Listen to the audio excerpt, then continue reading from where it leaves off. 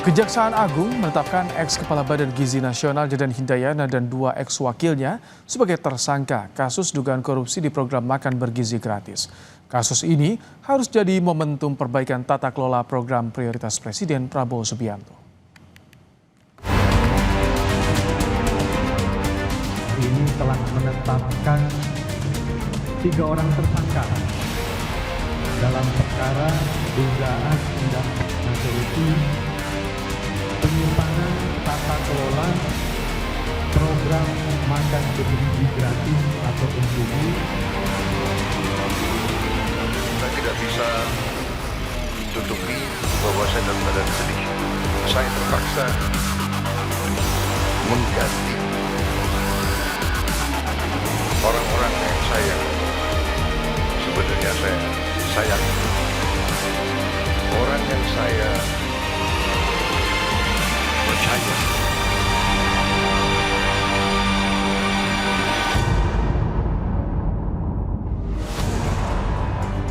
Makan bergizi gratis, program prioritas Presiden Prabowo Subianto yang diklaim bermanfaat.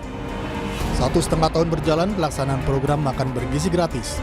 Selasa 2 Juni 2026, Presiden Prabowo mencopot Dadan Hindayana dari Kepala Badan Gizi Nasional, serta 2 wakilnya, Sony Sanjaya dan Lodewijk Pusung. Selama kurang lebih hampir 1,5 tahun,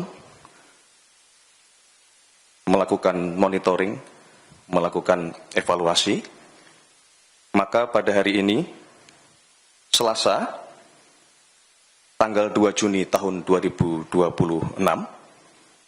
Bapak Presiden mengambil keputusan untuk melakukan pergantian pimpinan Badan Gizi Nasional.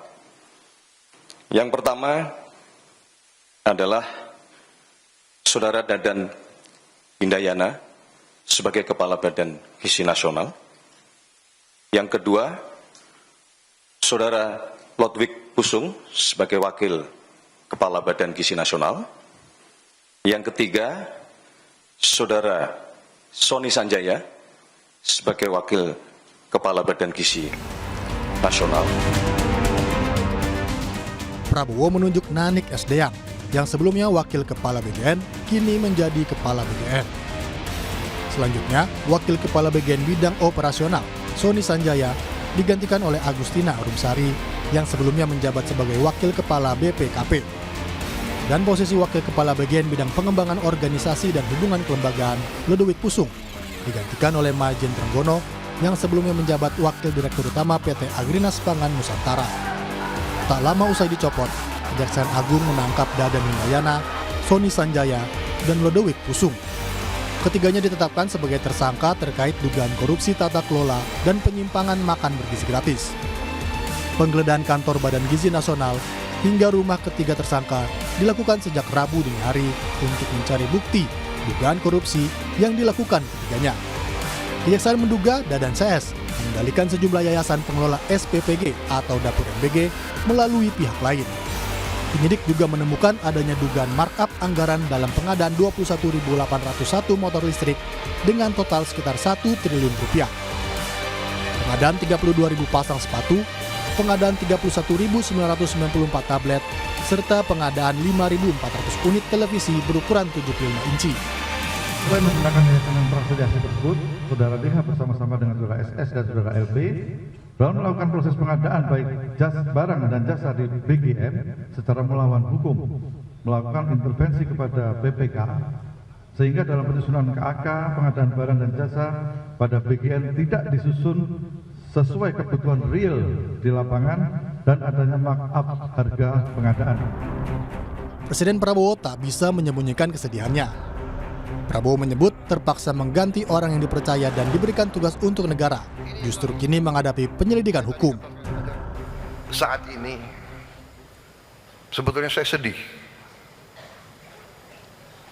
Saya tidak bisa tutupi bahwa saya dalam keadaan sedih. Karena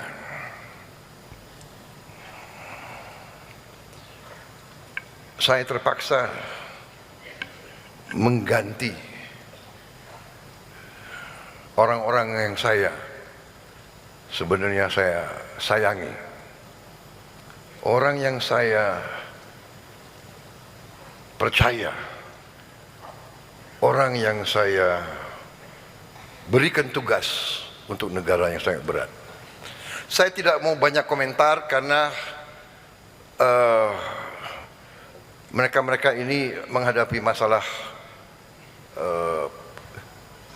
penyelidikan hukum. Karena itu saya tidak boleh banyak komentar, nanti seolah saya mempengaruhi. Tapi yang jelas, mengganti mereka itu tidak ringan bagi saya. Ketua Badan Anggaran DPR, Said Abdullah menyebut tata kelola di Badan Gizi Nasional menjadi salah satu kelemahan BGN. Said menegaskan sudah berulang kali mengingatkan Dadan Hindayana untuk fokus pada tata kelola makanan. Itulah yang saya maksud, perbaiki tata kelola. Saya sejak awal bolak-balik menyatakan kelemahan BGN sebagai prioritas yang menjadi andalan Bapak Presiden adalah pada aspek tata kelolanya. Dan itu yang saya sampaikan bolak-balik dan fokus kepada makan bergizi gratis, bukan fokus kepada insentif, fokus pada sepeda motor, fokus pada iPad, itu tidak ada hubungan sama sekali. Berkaca dari kasus korupsi ini, peneliti Pukat UGM Zainur Rohman menilai pemerintah harus membuka data Yayasan Pengelola SPPG agar dapat diawasi oleh masyarakat. Kami sangat merekomendasikan yang pertama adalah daftar mitra itu dibuka kepada publik dengan jelas ya secara real time, termasuk beneficial ownership-nya. Ya, jadi siapa pemilik manfaat dari yayasan-yayasan tersebut agar masyarakat bisa memantau apakah diduga akan ada misalnya perlakuan khusus, istimewa atau tidak. Ini yang kemudian saat ini diduga terjadi. Kenapa? Karena diduga ada rekayasa gitu. Dorongan evaluasi tata kelola makan bergizi gratis langsung direspons Kepala BGN Nanik Esdeyang. Nanik langsung memprioritaskan efisiensi anggaran program makan bergizi gratis tanpa mengurangi jumlah sasaran penerima manfaat.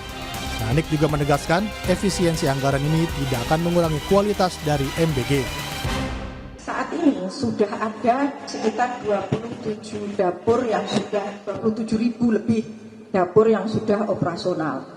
Kami akan beresin dulu ini. Jadi kami beresi dulu, Mas. Beresi dulu. Karena apa? Jujur sekarang yang numpuk ini diaglomerasi. Yang 3T belum kesentuh. Jadi Pak Presiden pesannya kami harus ke 3T. Terungkapnya dugaan korupsi di program MBG dan pergantian pimpinan BGN bisa jadi momentum perbaikan tata kelola MBG yang merupakan program prioritas Presiden Prabowo untuk pemenuhan gizi anak Indonesia. Tim Liputan Kompas TV.